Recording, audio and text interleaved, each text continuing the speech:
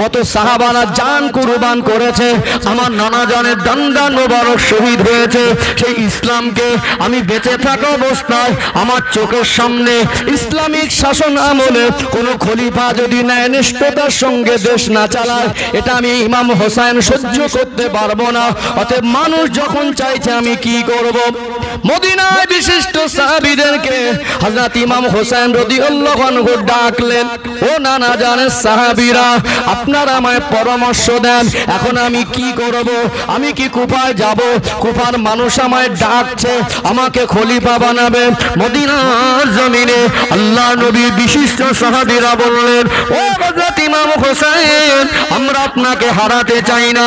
কুফার মানুষেরা ভালো না, কুফার মানুষেরা আপনার আব্বার সঙ্গে গাদ্দারি করেছে, কুফার মানুষেরা আপনার আব্বাজানকে শহীদ করে দিয়েছে।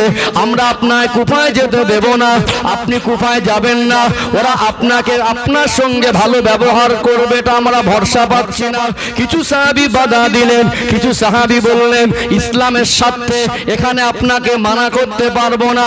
আল্লাহর নবীর ভবিষ্যৎবাণী, আল্লাহ নবীর ভবিষ্যৎবাণী, হযরত ইমাম হোসেন রাদিয়াল্লাহু আনহু তিনি শহীদ হবেন। অতএব তানার অন্তরে শাহাদাতের তামান্না, তিনি একটা পর্যায়ে সিদ্ধান্ত নিলেন, ঠিক আছে আমি যাব।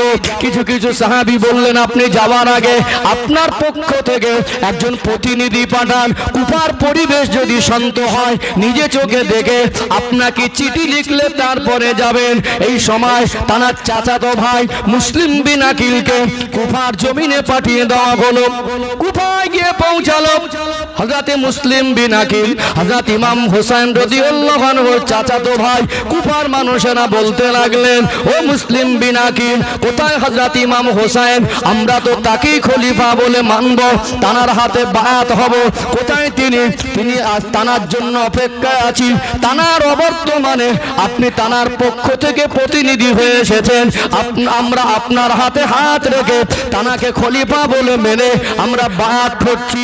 ওই সময় মুসলিম বিন আকিল তিনি চিঠি লিখলেন, ইমাম হোসেন রাদিয়াল্লাহু আনহুকে জানিয়ে দিলেন, কুফার পরিস্থিতি খুব শান্ত, সব তো আপনাকেই চাইছে, অতএব আপনি কুফায় চলে আসেন।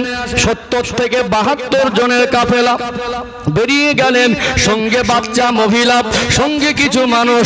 যুদ্ধ করার জন্য যায় নাই, যুদ্ধ করার উদ্দেশ্যে বের হয় নাই, তরোয়াল অস্ত্র যুদ্ধের সাজসজ্জা হয়ে যান নাই। অতএব মানুষের ডাকে সাড়া দিয়ে চলে যাবে, মানুষের ডাকে সাড়া দিয়ে কুফায় যাবেন, এই জন্য মদিনা থেকে রওনা হলেন। ও ভাইরা বাবাজিরা, এই পরিস্থিতিটা চলে গেল এজিদের দরবারে, খবর পৌঁছে গেল কুফার মানুষ আপনাকে খলিফা বলে মানে না, কুফার মানুষ ইমাম হোসেন রাদিয়াল্লাহু আনহুকে খলিফা বলে মানছে।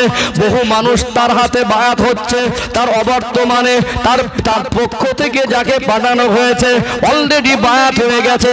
ইমাম হোসেন রাদিয়াল্লাহু আনহু কুফার দিকে আসছেন। এই সময় এজিদ ভাবলো এখন উত্তপ্ত পরিবেশ তৈরি হয়ে যাবে, মুসলমানদের মধ্যে ভাগাভাগি হবে।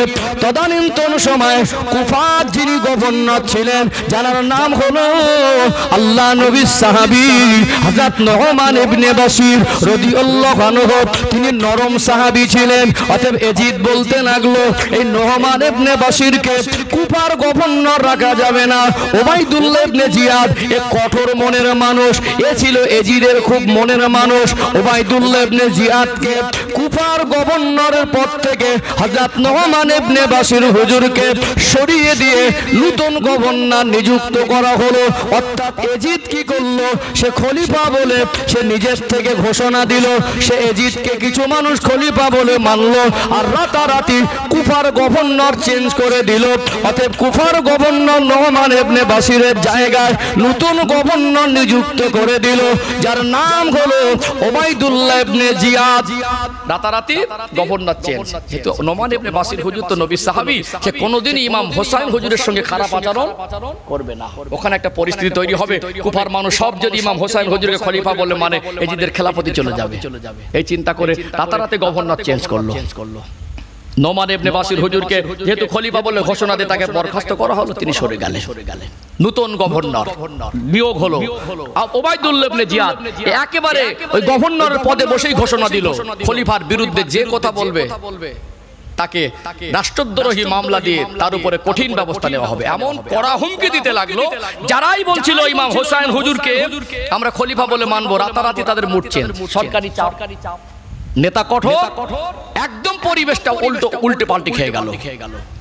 4000-এর মতো সৈন্য নিয়োগ করলো কে? ওবাইদুল্লাহ ইবনে জিয়াদ। কোথায় সেই মুসলিম বিন আকিল? কোথায় সেই মুসলিম বিন আকিল? ওকে এখান থেকে সরিয়ে দাও। মুসলিম বিন আকিল হুজুরকে একটা সময় গিয়ে ওবাইদুল্লাহ ইবনে জিয়াদের নেতৃত্বে সৈন্য ঠিক করা হলো। এরা ছিল এজিদের পক্ষের বাহিনী, এজিদের সাপোর্ট বাহিনী, এজিদ বাহিনী। এরা ছিল কি? এজিদের পক্ষের বাহিনী।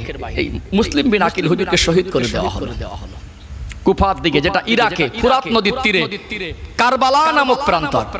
এই কারবালা নামক প্রান্তরের কাছাকাছি যাবেন, পরিস্থিতি যত যাচ্ছে ইমাম হোসেন হুজুরকে দেখে কুফার মানুষরা চিনতে পারছে আপনি আওলাদে রাসূল, আপনি জান্নাতি যুবকদের সরদার, আল্লাহর নবী আপনার ঠোঁটে মুখে চুমা খেয়েছেন, আপনি খবরদার কুফায় যাবেন না, কুফার পরিস্থিতি ভালো না, আপনি ফিরে চলে যান, আপনার উপর আঘাত আসবে, আপনার উপর আক্রমণ হবে, এটা আমরা মেনে নিতে পারবো না। বললো মানুষ আমাকে চিঠি পাঠিয়ে, যত আগে যাচ্ছে পরিস্থিতি বুঝলেন যে মুসলিম বিন আকিল হুজুর করা মানে শহীদ করে দিয়েছে। এই কাফেলার মধ্যে ছিল মুসলিম বিন আকিল হুজুরের নিজের ভাই। তিনি ভাবলেন কি করি, কাফেলা থামিয়ে দিয়ে পরামর্শ করতে লাগলেন, যেহেতু নিজের ছোট ছোট বাচ্চা আছে, সন্তান আছে, বিবি আছে, নিজের পরিবার আছে এবং মহিলা আছে, কিছু সাহাবীরা আছে, 70-72 জনের কাফেলা, ফিরে যাবো নাকি? মুসলিম বিন আকিল হুজুরের নিজের ভাই বলছেন দেখেন আপনি ইমাম হোসেন ফিরে গেলেও আমি ফিরতে পারবো না, আমার ভাইকে তো শহীদ করে দিয়েছে, আমার মনটা যেন কুফার দিকেই টানছে। তিনি একটা সময় ভাবলেন যেহেতু আমার সঙ্গে এসেছেন, আমি যাকে পাঠিয়েছিলাম কুফায় তিনি শহীদ হয়ে গেছেন, আর তার নিজের ভাই আমার কাফেলার সঙ্গে, আমার ভাইয়ের শাহাদাত খবর শুনে তিনি যাবেন আর আমি পিছন থেকে চলে যাব, কেমন একটা বেইনসাফি। আসলে আল্লাহর নবীর ভবিষ্যৎবাণী, তিনি শহীদ হবেন কারবালার প্রান্তরে। তার এই শাহাদাতের সামান্যটা তাকে টেনে টেনে যেন কারবালার দিকে নিয়ে যাচ্ছে। বল ঠিক আছে চলুন। একটা সময় সিদ্ধান্ত নিলেন যা হবে দেখা যাবে, সামনে যাই, যা হবে দেখা যাবে, সামনে যাই। একটা সময় গিয়ে দেখুন রাত হয়ে গেল, ঘুরে ঘুরে ঘুরে ঘুরে কাফেলা থামায়নি, চলতেই লাগলো, ঘুরে ফিরে একটা জায়গায় এসে তিনি দাঁড়িয়ে যাচ্ছেন, আবার ঘুরে কিছুটা ঘুরে এসে সেই জায়গায় দাঁড়াচ্ছেন। বললো জায়গাটার নাম কি বলতে পারবো? জায়গাটার নাম হলো কারবালা। হাতে মাটিটা নিলেন, নাকের ধারে নিলেন, শাহাদাতের খুশবু পেলেন, জোরে বলুন সুবহানাল্লাহ। সাথী সঙ্গীদের বললেন এখানেই তাবু ফেলো, এখানে তাবু ফেলো। ইতিমধ্যে 12,000-এর মতো, এদিকে 4,000 মতো সৈন্য প্রাথমিকভাবে নিয়োগ করেছিল, প্রায় কম বেশি 12,000-এর মতো সৈন্য এই ওবাইদুল্লাহ ইবনে জিয়াদের নেতৃত্বে এই কাফেলা, যখন ইমাম হোসেন হুজুরের কাফেলা ঢুকছে ফুরাত নদীর তীরে কারবালা নামক প্রান্তরে, এই খবর পেয়ে পুরো ইমাম হোসেন হুজুরের কাফেলাটাকে ঘিরে ফেলেছে, চতুর্দিকে মানুষ অস্ত্র শস্ত্র নিয়ে। কিতাবের মধ্যে লেখা হলো ইমাম হোসেন রাদিয়াল্লাহু আনহু তিনি ইমামতি করলেন, তার ইমামতিতে এটা ছিল 9 মুহররম, তিনি ওই রাতে কারবালার প্রান্তরে তাবু ফেললেন। এখানে আসরের নামাজ হলো, মাগরিবের নামাজ হলো, এশার নামাজ হলো, ফজরের নামাজ জামাতে হলো। কোন কিতাবে ইতিহাসে লেখা হলো এই জামাতে ইমামতি করলেন কে? হযরত ইমাম হোসেন রাদিয়াল্লাহু আনহু। আর সমস্ত এই এজিদের পক্ষের লোকেরাও ইমাম হোসেন হুজুর সাথী সঙ্গীরা ইমাম হোসেন হুজুরের পিছনে ইক্তেদা করে নামাজ পড়েছে। পরিস্থিতি বুঝতে পারছেন? ও ভাইজানেরা, সোনার মানিক যুবকেরা, আব্বারা মায়েরা, সকাল হয়ে গেল। ইমাম হোসেন রাদিয়াল্লাহু আনহুর কাফেলা 70 থেকে 72 জনের কাফেলা ওই তাঁবুর মধ্যে রয়ে গেল। চতুর্দিকে এজিদ বাহিনী ঘিরে ফেলল। যারা এজিদ বা এজিদের সমর্থনের লোকেরা ওবাইদুল্লাহ ইবনে জিয়াদের নেতৃত্বে 10 থেকে 12,000-এর মতো সৈন্য আওলাদে রাসূল হযরত ইমাম হোসেন রাদিয়াল্লাহু আনহুর কাফেলা ঘিরে ফেলল। পানি বন্ধ করে দেওয়া হলো। এজিদ বাহিনী, এজিদের সমর্থনের লোকেদের, আব্দুল্লাহ ইবনে জিয়াদের নেতৃত্বের বাহিনীদেরকে ইমাম হোসেন রাদিয়াল্লাহু আনহু তিনি বলতে লাগলেন আপনারা কি আমায় চেনেন না? আমি হলাম আল্লাহ নবীর কলিজার টুকরা নাতি, আপনারা কেন আমাকে ঘিরে ধরেছেন? আপনাদের দাবি কি? ওবাইদুল্লাহ ইবনে জিয়াদ বলতে লাগলো কোনো কথা আমি মানতে চাই না, এখানে আপনাকে এজিদকে খলিফা বলে সমর্থন করতে হবে, এজিদকে খলিফা বলে মানতে হবে।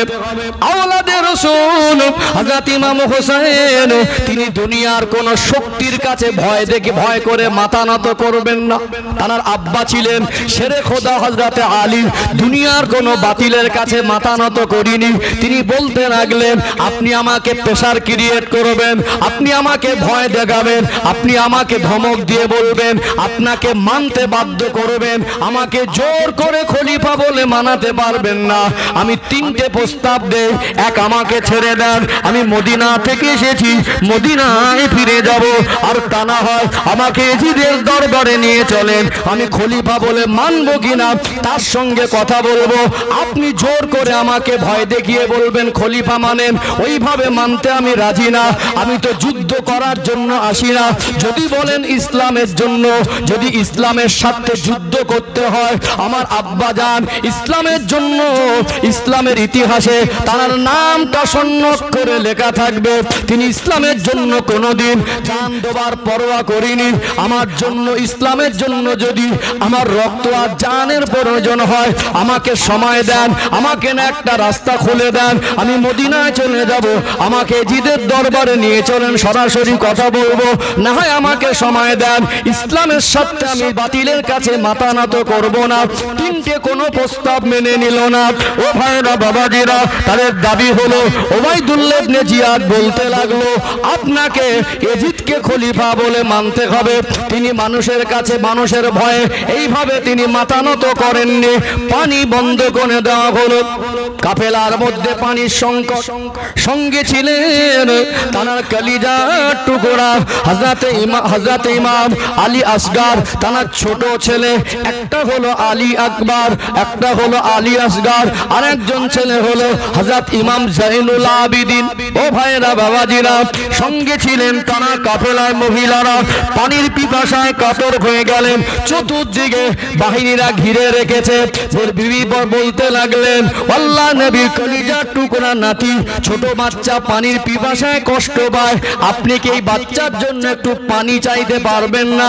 ছোট বাচ্চাকে একটু কোলে উঠিয়ে নিলেন, বলতে লাগলেন, এজিদের সমর্থনের লোকেরা, ওবাইদুল্লাহ ইবনে জিয়াদের নেতৃত্বের লোকেরা, দেখ দেখ, আমি হলাম ইমাম হোসেন, আমার সঙ্গে তোদের বোঝাপড়া থাকতে পারে, আমাকে নিয়ে তোদের সমস্যা থাকতে পারে, এই ছোট বাচ্চা আলী আসগার, এটা হলো আওলাদে রাসূল, এর সঙ্গে তো তোদের কোনো শত্রুতা থাকতে পারে না। আমার এই ছোট বাচ্চা পানির পিপাসায় কাতর হয়ে কাঁদে, আমার নানা জানকে আল্লাহ দয়াময় হাউজে কাউসারের পানি না করেছেন, হাসরের ময়দানে যদি বান্দা বান্দি পেরেশান হয়ে পানি পানি করে পেরেশান হয়ে যাবে। আজকে দিনে আমি ইমাম হোসেন কথা দিলাম, তোরা যদি আমার এই ছোট বাচ্চার জন্য একটু ফুরাত নদীর কিনারাটা খুলে দিতিস, ওই ফুরাত নদীর অফুরন্ত পানি আমার বাচ্চার জন্য যদি তোরা দিস, আমি ইমাম হোসেন হাসরের ময়দানে আমার নানা জানের হাত থেকে নিয়ে হাউজে কাউসারের পানি তোদের পান করাবো। ও ভাইজানেরা, হুগলি জেলার সোনার মানিক যুবকেরা, আব্বারা মায়েরা, তাদের মন নরম হলো না। ওই দিক থেকে এজিদ বাহিনীর, এজিদের পক্ষের লোকের থেকে ওবাইদুল্লাহ ইবনে জিয়াদের নেতৃত্বে যারা দাঁড় হয়েছিল, তাদের পক্ষ থেকে তীর এসে হযরত ইমাম আলী আসগার হুজুরের সিনার মধ্যে ঢুকে গেল। আওলাদে রাসূল, যারা চেহারা মোবারকটা আল্লাহর নবীর চেহারার সঙ্গে মিল হয়, হযরত ইমাম আলী আসগার, তার চোখটা যেন নবীর মতো, তার ভুরুটা যেন আল্লাহর নবীর মতো, তার অবয়বটা, তার নাকের নকশার দিকে দেখলে, তার দাঁতা ঠোঁটের দিকে দেখলে, তার চুলের দিকে দেখলে, তার কানের দিকে দেখলে মনে হয় আল্লাহর নবীর চেহারা মোবারকটা যেন মনে পড়ে। এই ছোট বাচ্চা আলী আসগার হুজুরের সিনায় তীরটা দেখতে গেল। ইমাম হোসেন রাদিয়াল্লাহু আনহু দুটা হাত রক্তে লাল হয়ে গেল। ইমাম হোসেন রাদিয়াল্লাহু আনহু বাচ্চাটাকে বুকে জড়িয়ে ধরলেন। বাচ্চাটা আর নড়াচড়া করে না, বাচ্চাটা আর নড়াচড়া করে না। সোনার মানিক কলিজার টুকরা বাচ্চার রক্তে হযরত ইমাম হোসেন হুজুরের শরীরে পিরহান জুব্বা মুবারকটা লাল হয়ে গেল। অমনি বুকে জড়িয়ে ধরলেন। আহারে নিষ্ঠুর পাষাণ হৃদয় মানুষেরা, তোরা আমার বাচ্চাকে একটু পানি দিলি না। কোলে করে নিয়ে চোখ থেকে টপ টপ করে পানি ঝরে তাঁবুর মধ্যে ঢুকে গেলেন, খিমার মধ্যে ঢুকে গেলেন, বিবির কোলে দিলেন। ও বিবি, তোমার কলিজার টুকরা আলী আসগরের নসিবে দুনিয়ার কোন পানি নসিব হয় না। তোমার আলী আসগরকে আমার আল্লাহ শাহাদাতের পানি পান করিয়ে দিয়েছে। কাফেলার মধ্যে তাঁবুর মধ্যে কান্নার লুটে গেল। আওলাদে রসুলের উপরে এত আঘাত, নিষ্পাপ বাচ্চাকে শহীদ করে দেয়। ইমাম হোসেন হুজুর কাঁদছেন, সাথী সঙ্গীরা বলতে লাগলেন আমাদের সামনে আলী আসগর হুজুরকে এইভাবে শহীদ করে দেওয়া হবে, আওলাদে রসুলের উপরে আঘাত আসবে। আমরা যদি চুপ করে সহ্য করি, হাসরের ময়দানে আল্লাহ নবীর সামনে মুখ দেখাতে পারবো না। নবীর সামনে কি মুখ নিয়ে দাঁড়াবো? আওলাদে রসুলকে এইভাবে শহীদ করে আর আমরা কি দাঁড়িয়ে দাঁড়িয়ে দেখবো? সহ্য করতে পারলেন না, বীর যোদ্ধার মতো বেরিয়ে গেলেন। তাঁবু থেকে ফির বেরিয়ে আসে, তীরের বর্ষণ শুরু হয়। তাঁবু থেকে বেরিয়ে যায়, তীরের বর্ষণ শুরু হয়। একে একে যত পুরুষ ছিলেন শহীদ হয়ে গেলেন। ইমাম হোসেন রাদিয়াল্লাহু আনহু কান্নায় ভেঙে পড়লেন। কি করবেন এই পরিস্থিতি? বাচ্চা শহীদ হয়ে গেলেন, সাথী সঙ্গীরা শহীদ হয়ে গেলেন। তিনি একটা পর্যায়ে আল্লাহর নবীর ওই সবুজ পাকড়ি মোবারকটাকে নিজের মাথায় বেঁধে নিলেন। আব্বা রেখে যাওয়া, ছেড়ে খোদা আলী হুজুর রেখে যাওয়া জুলফিকার নামক তলোয়ারটাকে হাতে নিলেন, ঘোড়ার পিঠে সওয়ার হয়ে গেলেন। কাফেলার সাথী সঙ্গীরা তাঁবুর চতুর্পাশে রক্তে লাল, তীরের বর্ষণ, শহীদ হয়ে পড়ে আছে। ইমাম হোসেন রাদিয়াল্লাহু আনহু আওলাদে রাসূল, তিনি ঘোড়ার পিঠে সওয়ার হয়ে বয়ান করতে লাগলেন। এ জিদের সমর্থনের লোকেরা, এ আব্দুবাইদুল্লাহ ইবনে জিয়াদের সৈনিকেরা, তোরা কি আমায় চিনিস না? আমার নানা জান আমার এই ঠোঁটে মুখে কপাল মোবারকে চুমা দিয়েছে। আল্লাহ নবীর নাতি হযরত ইমাম হোসেন হুজুর পাগড়ি বেঁধেছেন, হাতে আব্বা জুলফিকার তলোয়ার। পিছন থেকে যেন মনে হয়, দূর থেকে যেন মনে হয় কারবালার প্রান্তরে হযরত ইমাম হোসেন নয়, আল্লাহ নবী বদরের প্রান্তরে যেভাবে ঘোড়ার পিঠে সওয়ার হয়ে সবুজ পাগড়ি বেঁধে বীর যোদ্ধার মতো বসেছিলেন, দূরে থেকে যেন মনে হয় এ তো ইমাম হোসেন নয়, আল্লাহ নবীর চেহারার সঙ্গে মিল ছিল। মনে হয় যেন আল্লাহ নবীর মতো দেখতে। কিছু কিছু এই এজিদ বাহিনীদের মধ্যে থেকে তখনও তো বহু সাহাবী হাতে এরা এক ধাক্কায় ছুটে ইমাম হোসেনের দিকে চলে এসেছিলেন। কেননা ইমাম হোসেনকে আঘাত দিতে পারবো না, তাদের উপরে তীরের বর্ষণ শুরু হয়।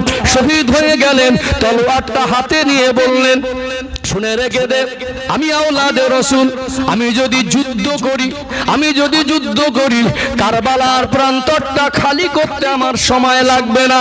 তবে আমার পিপাসায় বুকটা মনে হয় ফেটে যাচ্ছে, তোরা একটু আমার রাস্তা ছেড়ে দে, আমি একটু পানি পান করব, ফুরাত নদীর অফুরন্ত পানি। তোরা আমার জন্য বাধা দিস না, তোরা রাস্তাটা একটু মুক্ত করে দে। ও ভাইজানেরা, সোনার মানিক যুবকেরা, ইমাম হোসেন হুজুর বলতে লাগলেন, তোরা শুনে রেখে দে, আমি আওলাদে রাসূল, আল্লাহ আমায় এত বেশি ভালোবাসেন, আমার নানা জানের খাতিরে আল্লাহ আমায় এত মহব্বত করেন, আমার সঙ্গে তোদের যুদ্ধ করা লাগবে না, তোদের সঙ্গে যুদ্ধ করতে হবে না। একবার যদি আমি হোসেন আল্লাহর আসমানের দিকে তাকিয়ে আমার আল্লাহকে আল্লাহ বলে ডেকে দেই, আমার আল্লাহ আল্লাহ বলা ডাকটা ফেরাবে না। জবান খুলে তোদের জন্য বদদুয়া করা লাগবে না, শুধু মন থেকে বদদুয়ার নজরে নজরে যদি আমার আল্লাহকে আল্লাহ বলে ডাকি তোরা ধ্বংস হয়ে যাবি। আমার আল্লাহ আমায় এত বেশি ভালোবাসেন, আমি যদি একবার এই কারবালার প্রান্তরে জমিনের দিকে একবার যদি গজবের নজরে দেখি, আমার আল্লাহ গোটা কারবালার প্রান্তরটা কিয়ামতের মতো করে দেবে। আওলাদে রাসূল বদদুয়া করে না, আমার নানা জান বদদুয়া করিনি, তবে তোরা একটু সরে যা। ঘোড়াটাকে চালিয়ে দিলেন, কারো সাহস হয় না ইমাম হোসেন হুজুরের শরীরে আঘাত করবে, কারো সাহস হয় না তীরের আঘাত করবে। কিনারায় চলে গেলেন, সামনে থেকে সরে গেল, ঘোড়াটাকে ফোরাত নদীর তীরে বাঁধলেন, ঘোড়া থেকে নিচে নামলেন, এত পিপাসা লেগেছে পানিতে নেমে গেলেন। ফোরাত নদীতে হাত দিয়ে আজলা করে পানি তুললেন, একটু পান করতে যাবেন, পানিটা দেখে দেখলেন এটা শুধু ফোরাত নদীর পানি নয়, এই পানির কালারটা পরিবর্তন হয়ে গেল। তিনি পানির মধ্যে দেখতে পেলেন এটা শুধু পানি নয়, এটা হলো আমার কলিজার টুকরা হযরত আলী আসগরের রক্তটা পানির সঙ্গে মিশে আছে। আহারে আমার বাচ্চাটাকে এই পানি আমি একটু দিতে পারলাম না, আমার বাচ্চার রক্তটা আমার হাতে পান করতে যাবেন, রক্তে পানিটা লাল, হাতের এই রক্তটা বাচ্চার রক্ত পানির সঙ্গে মিশে যায়, এ পানি পান করব না, এই পানি আমি পান করব না। পানিটাকে নিচে নামিয়ে দিলেন, উঠে পড়লেন, বললেন শুনে রেখে আমি বুঝতে পেরেছি আমার নানা জানের ভবিষ্যৎবাণী, আমাকে শহীদ হতে হবে, তোরা আমায় শহীদ করবি। একটুখানি বলতো এটা কোন সময়? ওটা ছিল জুমা রক্ত, ওটা শুক্রবার মুহররম মাসের 10 তারিখ। তিনি নামাজের নিয়ত করে নিলেন, 2 রাকাত নামাজ পড়তেছিলেন। শিমার নামক ব্যক্তি, অন্য একজন ব্যক্তিরও নাম ইতিহাসে লেখা হলো। এজিদের সমর্থনের লোকেদের মধ্যে ওবায়দুল্লাহ ইবনে জিয়াদের নেতৃত্বে যে সৈন্যগুলো কারবালার প্রান্তরে ইমাম হোসেন হুজুরের বিরুদ্ধে দাঁড় করানো হয়েছিল, ইমাম হোসেন হুজুরকে খুব মর্মান্তিক অবস্থায় কারবালার প্রান্তরে মুহররম মাসের 10 তারিখ শুক্রবারে জুমার সময় ইমাম হোসেন হুজুরকে সবলের আঘাত করে রক্তাক্ত করে শহীদ করে দিয়েছিলেন। তিনি শহীদ হয়ে গেলেন। ইন্না লিল্লাহি ওয়া ইন্না ইলাইহি রাজিউন। আল্লাহুম্মা সাল্লি আলা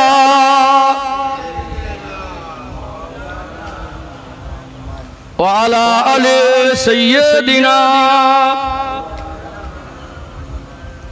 সম্মানিত ভাইরা, এটা ছিল 61 হিজরি মুহররম মাসের 10 তারিখ শুক্রবার।